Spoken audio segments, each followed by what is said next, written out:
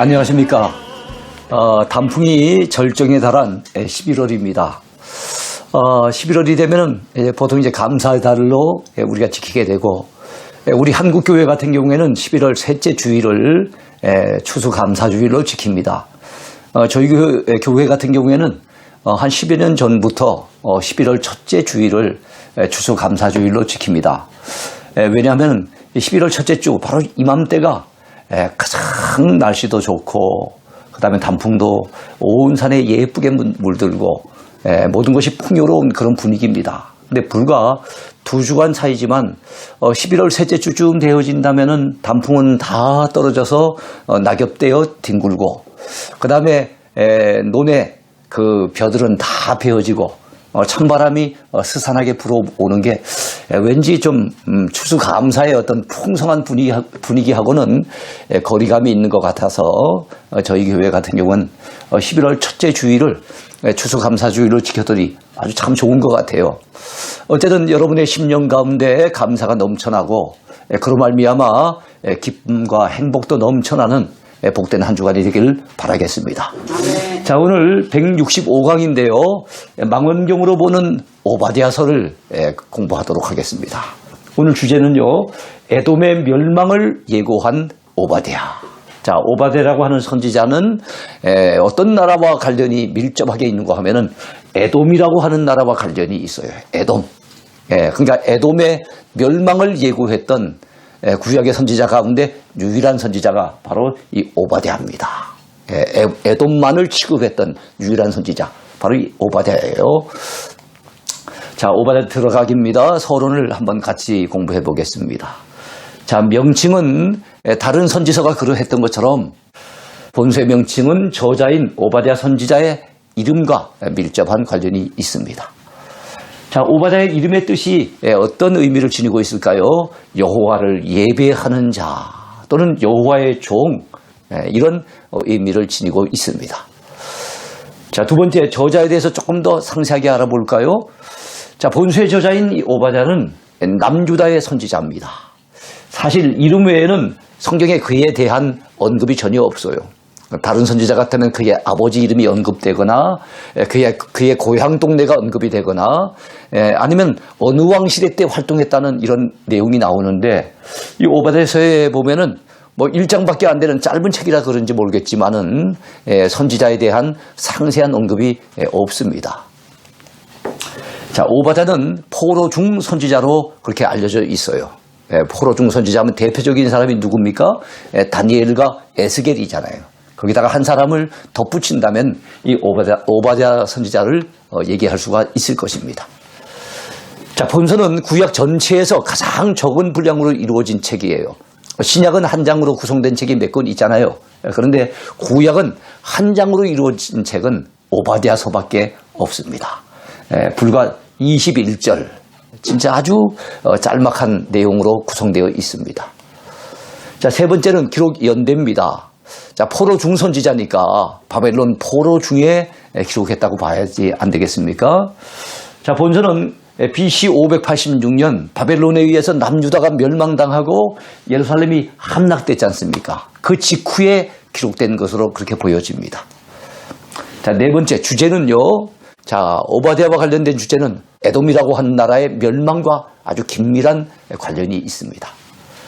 자, 본서의 주제는 에돔의 멸망과 선민 이스라엘의 회복에 관한 예고입니다. 여러분, 에돔의 멸망과 선민 이스라엘의 회복은 실제로 관련이 없는 것 같잖아요. 그렇지 않습니다. 주변 나라의 멸망은 한 걸음 더 나가 바로 선민들의 회복과 관련이 그대로 연결이 된다는 것을 기억해 주셨으면 좋겠습니다. 자, 그래서 여기 지금 그 오바댜서와 관련된 나라가 세 나라가 있는데 꼭 기억을 하셔야 됩니다. 남유다의 멸망의 때에, 자, 남유다를 멸망시킨 나라가 어떤 나라입니까? 바벨론이죠.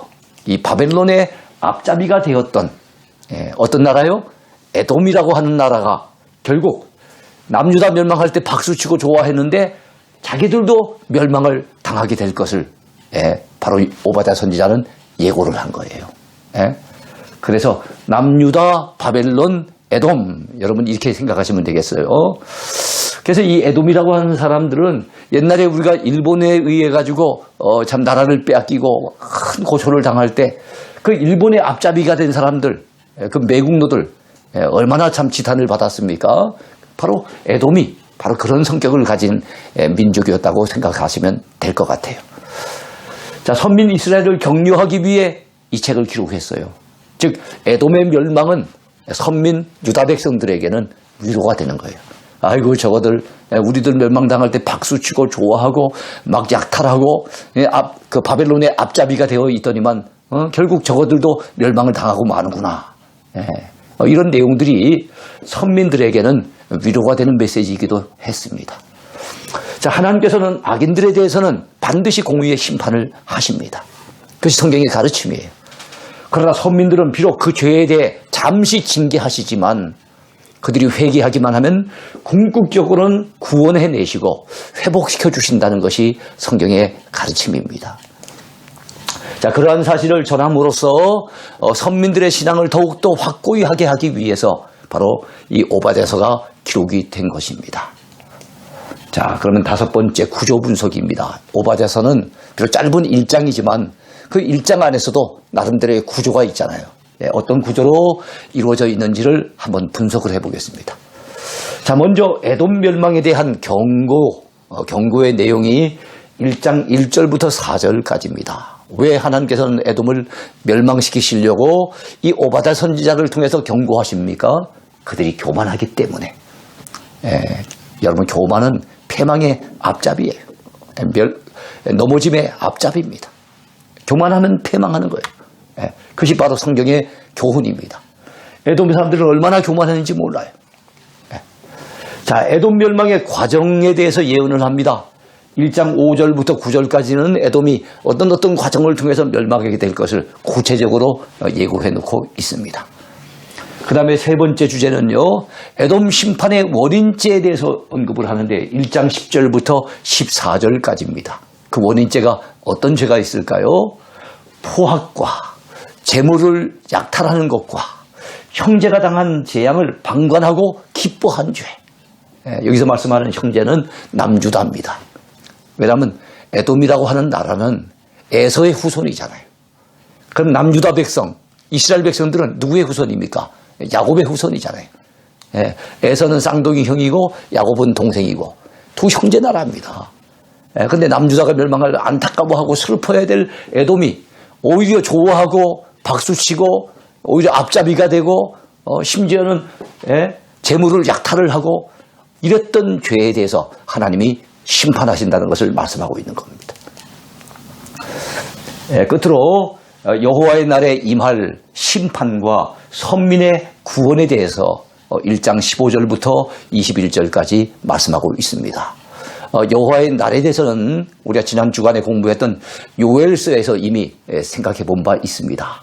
요엘서 외에도 이 오바댜라든지 스바냐라든지 말라기라든지 이런 데 보면 여호와의 날에 대한 언급이 많이 나와요. 여호와의 날은 하나님의 역사 속에 깊이 그리고 강력하게 개입하시는 그날이에요. 악인들에게는 하나님이 그들의 죄를 벌하시며 심판하시는 날입니다. 크고 두려운 날이죠. 그러나 의인들에게는 하나님께서 그들을 건져내시고 구원해내시는 기적같이 건져내시는 잔칫날이라고 보면 되겠습니다. 한쪽에는 제삿날이고 한쪽에서는 잔치를 베푸는 그런 날이 되는 거예요. 이게 여호와의 날인데 그 여호와의 날에 임할 바로 에돔에 대한 심판과 선민 유다 백성들에 대한 구원에 대해서 15절부터 21절까지 그렇게 언급하고 있습니다. 자, 오바댜 펼쳐보기. 자, 오바댜의 본론적인 부분에 대해서 몇 가지 주제를 살펴보려고 합니다. 자, 첫 번째 주제는 뭘까요? 자, 오바댜서에 등장하는 에돔의 죄가 무엇인가 하는 것입니다. 아까 제가 교만죄를 비롯해서 형제가 참 고통을 당하는데 기뻐하고 박수치고 약탈하고 이런 것들 이미 말씀드린 바가 있었죠. 자, 오바댜서의 핵심어는 교만과 형제입니다. 그들의 심령은 교만했고 그들의 행동은 형제에게 고통을 안겨주는 그런 자들이었어요.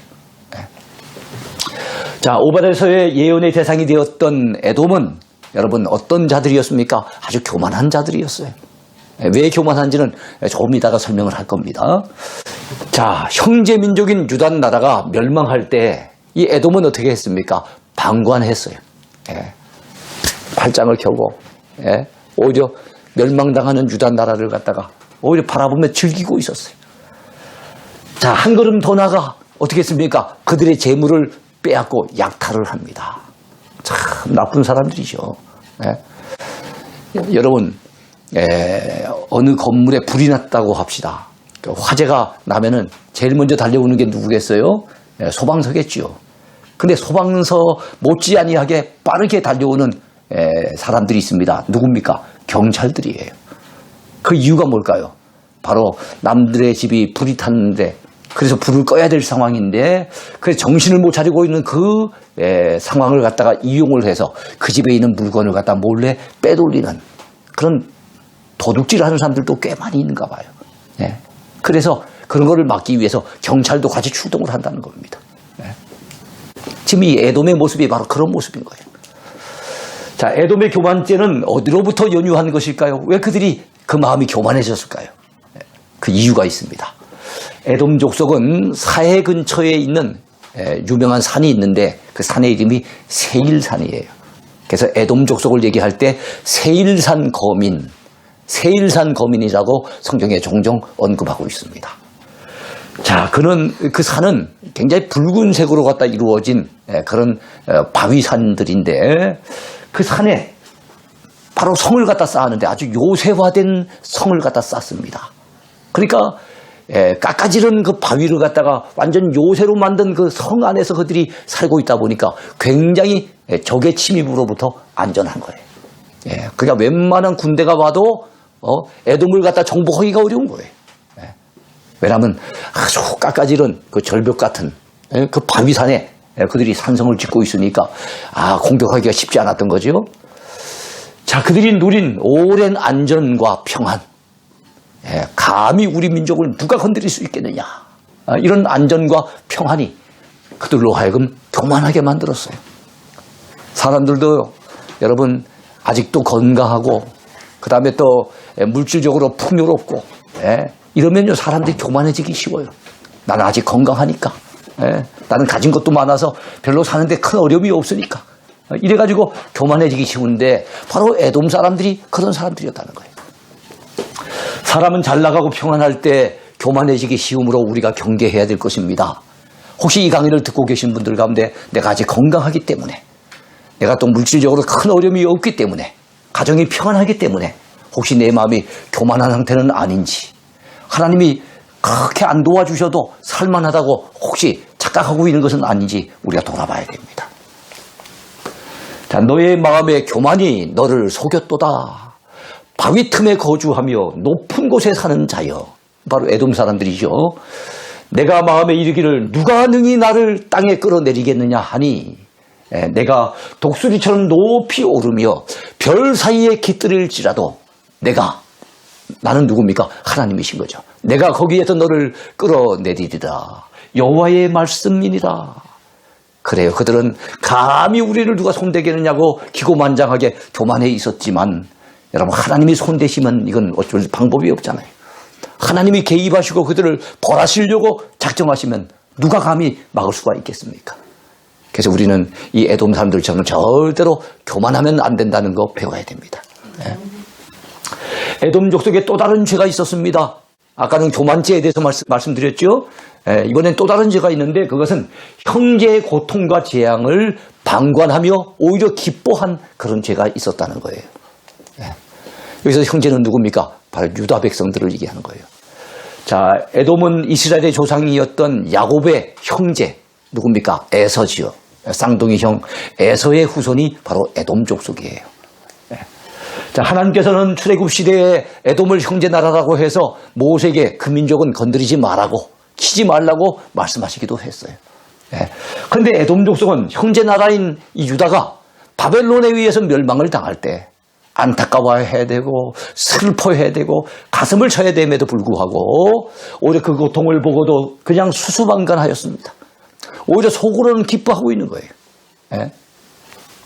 여러분 사람이 배고픈 거는 참아도 배 아픈 건 못 참는다, 그런 좋지 못한 말도 있잖아요. 그게 그동안에 유다 나라가 잘 나갈 때 이 사람들은 아마 배가 아팠던가 봐요. 그런데 이제 유다 나라가 멸망을 당하는 이런 상황이 되니까 오히려 속으로 갖다는 기뻐하고 쾌재를 부르고 있는 겁니다. 자, 그뿐만 아니라 바벨론의 앞잡이가 됩니다. 그래서 유다 민족을 짓밟고 약탈하기까지 했어요. 근데 재물에 손을 대는 거예요. 자, 우리들 역시 주변의 형제들이 고통당하는 것을 보고 수수방관하면 그 자체가 큰 죄임을 우리는 깨달아야 됩니다. 내 주변에 내가 보는 상황 속에서 어려움을 당하고 있는 이들이 있는데도 팔짱 껴고 구경만 하고 있으면 안 됩니다. 우리가 모른다면 어쩔 수 없지만 우리가 많이 보고 있는데도, 누군가 어려움을 당하는 이들이 있는데도 불구하고 나와는 상관이 없는 일인 것처럼 구경만 하고 있다고 한다면 그는 하나님 앞에 이 에돔 사람들과 같은 죄를 짓고 있는 것이라고 볼 수 있는 거예요. 자, 그리고 그 형제 자매에게 아픔과 상처를 주고 있다면 하나님의 진노를 피할 수 없다는 사실을 우리는 이 에돔의 멸망 사건을 통해서 배울 수가 있습니다. 내가 형제의 날, 여기서 너는 에돔 사람들 얘기하는 거예요. 내가 형제의 날, 곧 그 재앙의 날에, 그 재앙의 날이란 말은 남유다가 멸망하는 날, 바벨론에 의해서 무너지는 날을 얘기하는 거예요.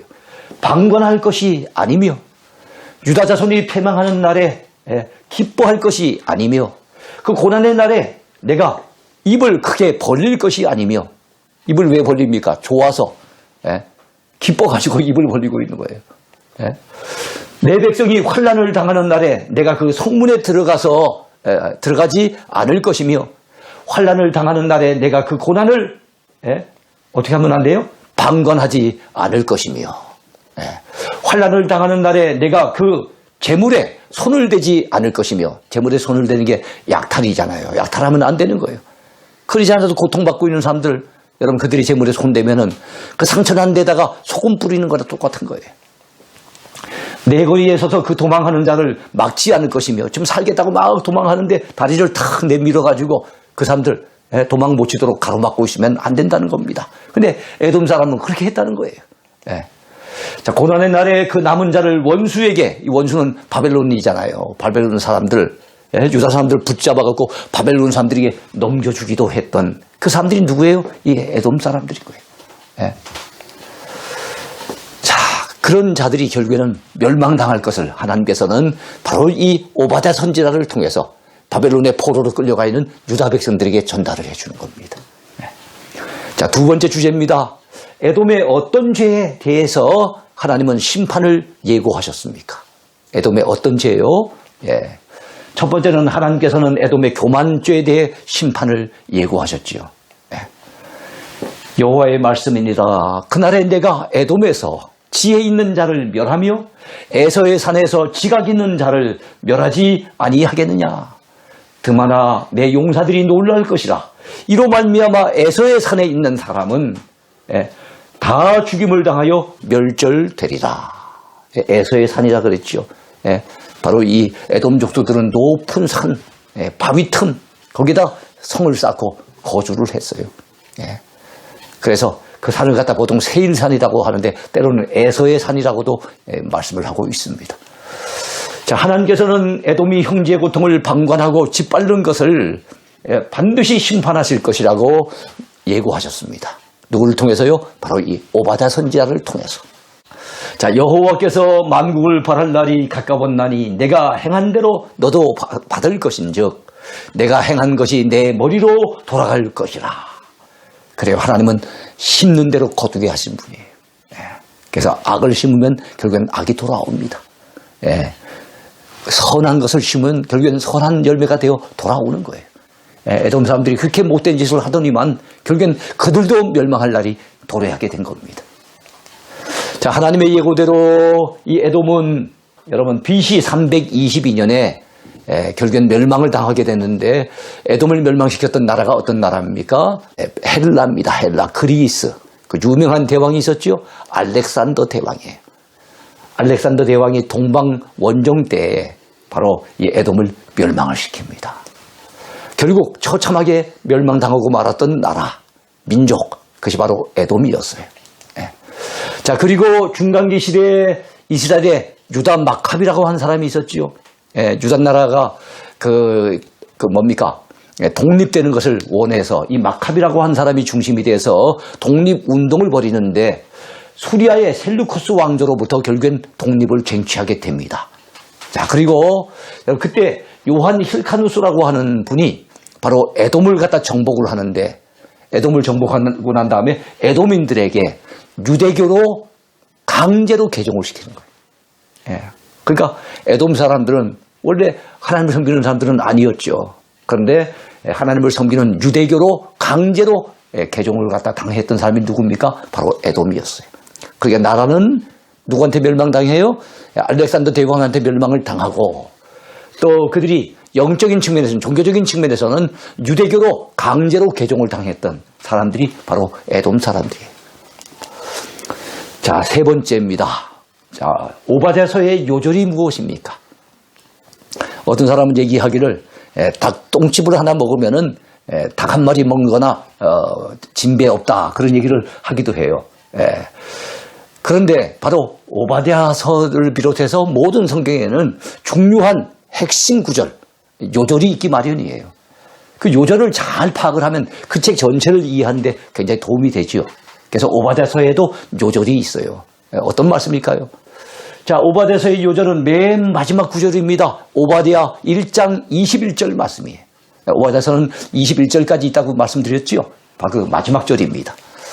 자, 구원받은 자들이 시온산에 올라와서 에서의 산을 심판하리니 나라가 여호와께 속하리라. 여러분 결국 에돔 사람들도 유대교를 믿도록 강제로 갖다 개종당했다 그러고 했잖아요. 그 하나님을 대적하고 하나님의 백성들을 갖다가 오히려 멸망당하는 날 방관하며 약탈하며 괴롭혔던 그 에돔 민족이 어떻게 됩니까? 하나님께 속하는 나라가 되는 거예요.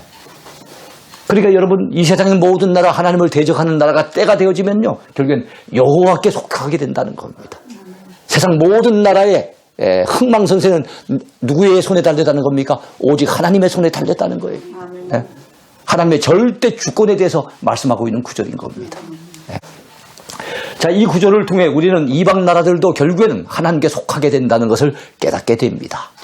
한때는 하나님을 몰라서 하나님을 대적하고 하나님의 원수처럼 행한다 할지라도 언젠가는 하나님께서 그들을 심판하시거나 아니면 그들을 구원하시게 될 것입니다. 그들은 하나님의 손에서 벗어날 수가 없어요. 자, 그래서 성경은 말씀하죠. 이사야 11장 9절에 보면은 물이 바다를 덮은 같이 여호와를 아는 지식이 세상에 충만할 것임이니라. 그렇게 말씀하고 있어요. 그렇습니다. 한때는 유대인들만 하나님을 알았어요. 하나님을 아는 지식이 그 유대인들에게 국한되었어요. 근데 지금은 복음이 전파되어서 전 세계에 얼마나 많은 나라, 얼마나 많은 민족에게 이제 하나님을 아는 지식이 전파가 되어졌습니까? 그럴 때가 올 것을 이사야 선지자는 미리 내다봤다는 거지요.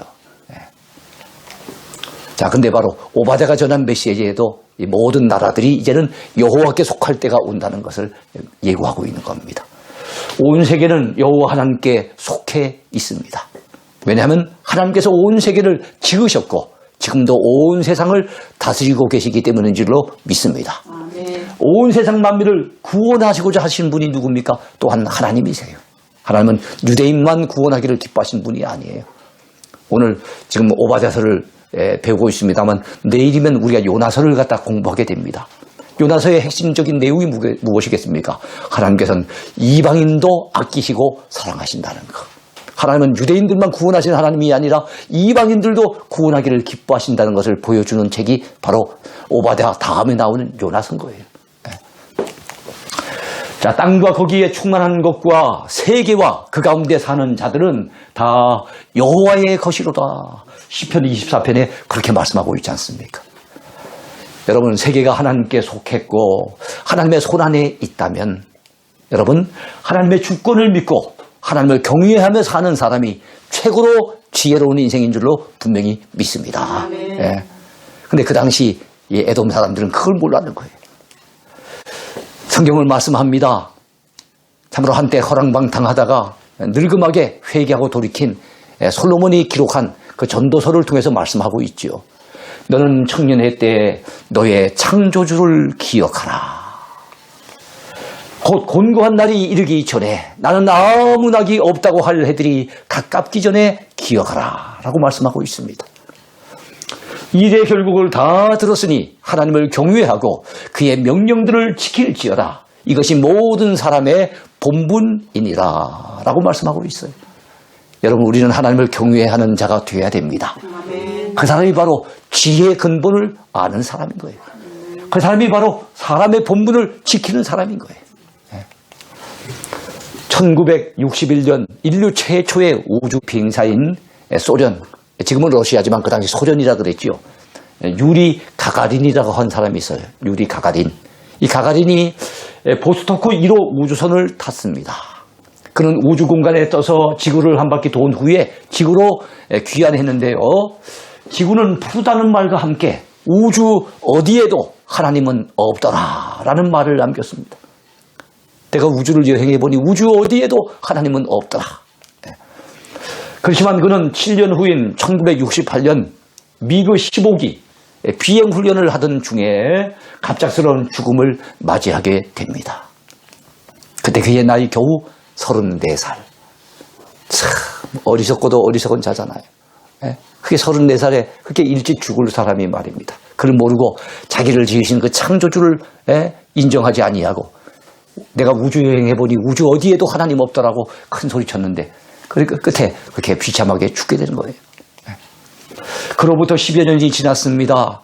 1972년도에 미국의 아폴로 15 우주 비행사였던 제임스 어윈이라고 하는 사람은 우주의 공간을 가로질러 달에 도착했다가 결국은 지구로 돌아오게 됩니다. 자, 그는 돌아와서 뭐라고 얘기합니까? 나는 우주 여행과 달 주행을 하는 동안 우주 모든 곳에 가득 찬 하나님의 임재를 체험했다. 그랬어요. 우주 곳곳에 역사하시는 하나님의 임재를 체험했다는 거예요. 그러니까 믿음이 있는 사람과 없는 사람은 똑같은 우주 여행을 하고 돌아와도 그의 입에서 나오는 말이 다른 거예요. 그는 1991년에 소천하기까지 오랜 세월 하나님을 증거하며 일평생 참 행복하게 살았어요. 멋지게 쓰임을 받았습니다. 우리는 과연 어떤 삶을 택하며 살아야 하겠습니까? 피조물인 인생은 창조주 하나님 앞에 절대로 교만하지 말아야 합니다. 창조주를 기억하고 겸손하게 그분의 영광을 위해 살아가야 될 줄로 분명히 믿습니다. 네. 자, 우리가 이제 오바댜, 자, 이제 마지막 간단하게 요약함으로써 오늘 오바댜서 공부를 마치려고 합니다. 자, 살다 보면 우리 주변에 가시 같은 이웃이 있기 마련이에요. 네. 여러분들도 주변에 여러분들 힘들게 하는 이웃이 있죠. 우리나라도 보면 이웃에 일본도 있고요. 중국도 있고요. 저 옛날에 소련이라고 했던 지금의 러시아도 있고요. 참 만만치 않은 이웃들이에요. 네. 자, 가까이 하기엔 너무 먼 당신 같은 그런 불편한 이웃이라 그러죠. 그런 불편한 이웃이 사람마다 나라마다 있기 마련이에요. 오바댜 선지자가 살던 남유다 왕국의 패망 시기에 바로 에돔이 그런 존재였어요. 네. 그들은 선민 이스라엘에게 아픔을 안겨주었습니다. 그리고 한맺힌 고통을 안겨준 그런 자들이었어요. 사실 엄밀히 말하면 에돔은 이스라엘의 형제나라였습니다. 형제나라. 그러니까 절대 그러면 안 되는 나라였어요. 이스라엘의 조상 야곱의 형인 에서의 후손들이 세운 나라가 바로 에돔 아니겠습니까? 예. 그런데 에돔 사람들은 형제 민족인 유다 백성들이 바벨론에 의해 짓밟힐 때 여러분 안타까워하기는커녕 오히려 어떻게 했습니까? 수수방관합니다. 그리고 기뻐합니다. 예, 그리고 박수를 칠 뿐만 아니라 좋다고 박수를 치는 거예요. 예? 입을 갖다 벌리면서 기뻐하는 겁니다. 그리고 바벨론의 앞잡이가 되어져서 유다 백성들을 약탈하기까지 했던 사람들, 그 사람들이 누굽니까? 바로 에돔 사람들이었어요. 여러분, 때리는 시어머니보다 말리는 시누이가 더 밉다는 말이 있잖아요. 진정으로 말린다면 왜 더 밉겠어요? 말리는 척하지만 속으로는 고소해하는 이 시누이의 그 모습을 바라봤을 때 여러분 얼마나 속이 상하겠습니까? 선민 유다 백성들에게 있어서 에돔 사람들은 바벨론 사람들보다 더 미운 존재였던 거예요. 그런데 하나님께서는 바로 그런 에돔을 벌하시고 심판하실 것을 누굴 통해서 예고하십니까? 바로 이 오바댜 선지자를 통해서 예고하시는 거예요. 그러면서 선민 유다 백성들을 위로하시는 겁니다. 자, 이 예언은 선민들에게는 기쁜 소식이 되었습니다. 우리 하나님께서는 악인들은 결국에는 심판하시지만, 그러나 어떻습니까? 의인들은 징계와 고난 중에 있을지라도 회개하기만 한다면 다시 구원해 주시고 회복시켜 주시는 하나님이신 것을 믿으시기 바랍니다. 에돔 족속들은 바위 틈에 그 높은 곳에 산다고 해서 자기들은 감히 어떤 나라가 건드릴 수 있겠는가, 끄떡없을 것이라고 여겨서 아주 그 마음이 교만했던 사람들이었어요. 자, 하나님께서는 반드시 그들을 그곳에서 끌어내려 심판하실 것을 바로 이 오바댜 선지자를 통해서 예고하셨고, 그 예언은 알렉산더 대왕을 통해 그대로 성취가 되는 것을 우리 역사를 통해서 배우게 됩니다. 여러분, 그리고 후일엔 에돔 사람들이 유대인들에게 속박을 당하는 그런 신세가 되고 맙니다. 유대인들이 믿는 그 유대교를 강요당하는 그런 신세가 되었어요. 그렇습니다. 여러분, 에돔이 여호와 하나님께 속하게 된 것입니다. 세상 나라가 언젠가 결국에는 다 하나님께 속하게 되어 있다는 거 여러분 믿으시기 바라요. 그러므로 우리는 하나님의 절대 주권을 믿어야 됩니다. 모든 것이 그분의 손안에 있음을 믿어야 됩니다. 그런 믿음 가지고 하나님을 경외하며 그분의 영광을 바라보고 살아가야 할 줄로 분명히 믿습니다. 그리고 우리를 괴롭히는 이웃들로 인해 비록 고통을 받는다 할지라도 그럴 때라도 우리는 모든 심판을 하나님 앞에 맡겨야 돼요. 내가 원수 갚으려고 하면 안 됩니다. 그래서 오직 우리는 믿음으로, 어떤 상황에서라도 우리는 믿음으로 사는 저와 여러분이 돼야 될 줄로 믿습니다. 이런 가르침, 이런 교훈을 얻게 되는 책이 어떤 책입니까? 우리가 오늘 공부했던 오바댜 선거예요. 1장밖에 안 되는 짧은 말씀이지만 우리에게 많은 교훈을 안겨주고 있습니다. 이 말씀 마음에 품으면서 오늘 하루도 주의 은혜를 마음껏 누리며 사는 복된 한 날이 되기를 축복합니다. 감사합니다.